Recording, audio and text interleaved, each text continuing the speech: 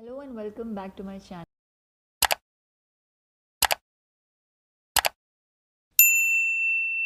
आज का जो वीडियो है वो एफोरिज्म 107 और 108 के बारे में है. So without wasting time let's start.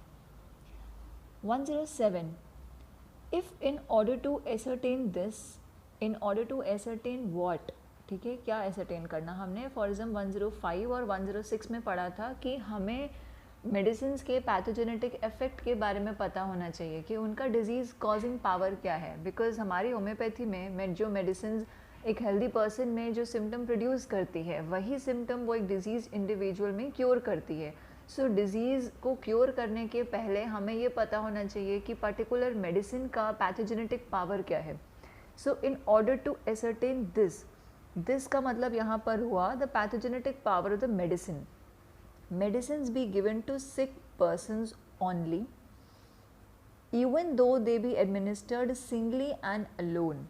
तो अगर इस चीज़ को मेडिसिन के पैथोजेनेटिक पावर को एसरटेन करने के लिए अगर हम मेडिसिन को सिक पर्सन को दे रहे हैं तो even though they be administered singly and alone, तो अगर हम उनको सिंगल एडमिनिस्टर कर रहे हैं और अकेले दे रहे हैं देन लिटिल और नथिंग, या तो बहुत कम और या तो कुछ भी नहीं.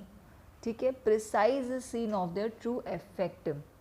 उनका जो इफेक्ट होता है, उनके जो असली इफेक्ट होते हैं उसका हमको कुछ भी नहीं पता चल पाता है अगर हम एक सिक पर्सन पे मेडिसिन की प्रूविंग करते हैं. चाहे हम अपनी मेडिसिन अगर सिंगल ही दे रहे हैं तो भी हमें उसके इफेक्ट नहीं पता चलते हैं. As those peculiar alterations of health to be expected from the medicine are mixed up with the symptom of disease and can seldom be distinctly observed. क्यों ऐसा होता है?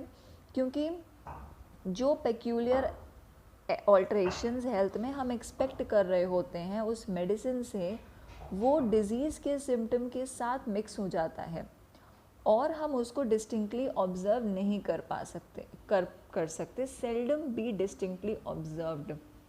ठीक है, सो एफोरिज्म 107 में यही है कि अगर ड्रग प्रूविंग, अगर पैथोजेनेटिक पावर को एसरटेन करने के लिए अगर हम मेडिसिन एक सिक पर्सन को देते हैं तो वो एक अच्छी प्रूविंग नहीं होती है, क्योंकि एक सिक पर्सन में ऑलरेडी पहले से डिजीज़ सिम्टम होते हैं, कुछ सिम्टम होते हैं. तो अगर हम अपनी मेडिसिन सिक पर्सन पे देते हैं तो हमें उस मेडिसिन का इफेक्ट नहीं पता चल पाता है, ऑल्ट्रेशन नहीं पता चल पाती जो हमको पता करनी होती है, क्योंकि जो हमारे मेडिसिन के सिम्टम है वो डिजीज़ के सिम्टम के साथ मिक्स हो जाते हैं. So this was about aphorism 7. Aphorism 108.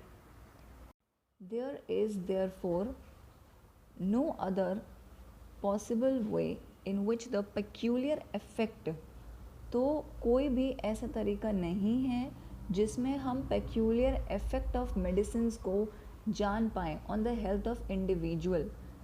There is no more natural way of accomplishing this object. This object यानी कि मेडिसिन के पैथोजेनेटिक पावर को जानने का इससे श्योर तरीका नहीं है और इससे नेचुरल तरीका नहीं है हमारे पास. अब वो तरीका क्या है? To administer the several medicine experimentally in moderate doses. अब हमें अपनी मेडिसिन को मॉडरेट डोज में देना है to healthy person, not to sick person, क्योंकि 107 में हमने पढ़ा कि अगर हम सिक पर्सन को मेडिसिन देते हैं तो जो डिजीज़ सिम्टम है और मेडिसिन सिम्टम है वो मिक्सअप हो जाते हैं और हमको नहीं पता चलता है कि जो मेडिसिन है वो क्या इफेक्ट डाल रही है एक पर्सन पे. Now in order to ascertain what changes, symptom and signs of their influence each individually produces on the health of the body and of the mind. ये जानने के लिए कि क्या सिम्टम्स और साइंस, क्या changes each medicine individually influence डाल रहा है हमारी बॉडी पे और हमारे माइंड पे. दैट इज़ टू से, कहने का मतलब है what disease elements they are able and tend to produce. Medicine क्या डिजीज़ एलिमेंट प्रोड्यूस करने की क्षमता रखता है. Since as has been demonstrated, जैसा कि एफोरिज्म 24 से 27 में डिमॉन्स्ट्रेट किया गया है, all the curative power of medicine, medicine का जो भी क्योरेटिव पावर है lies in this power they possess of changing the state of man's health and is revealed by observation of the latter.